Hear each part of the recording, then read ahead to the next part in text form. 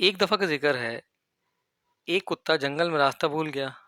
اچانک اسے شیر کے دھاڑنے کی آواز آئی۔ کتا دلی دل میں بولا، لو بھائی، آج تو موت پکی ہے۔ تو اسے اچانک اپنے قریب پڑے ایک جانور کا ڈھانچہ نظر آیا، اور پھر اگلے ہی لمحے اسے ایک ترکیب سوجی۔ اس نے ایک ہڈی اس ڈھانچے سے نکال کر اپنے دانتوں میں پکڑی۔ اس دوران شیر اس کی پچھلی طرف نہایت قریب پہنچ گیا۔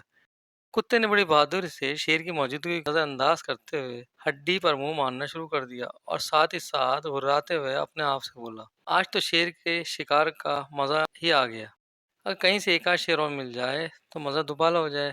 شیر الٹے پاؤں وہاں سے بھاگ گیا۔ ایک بندر اوپر درخت پر بیٹھا سارا منظر دیکھ رہا تھا۔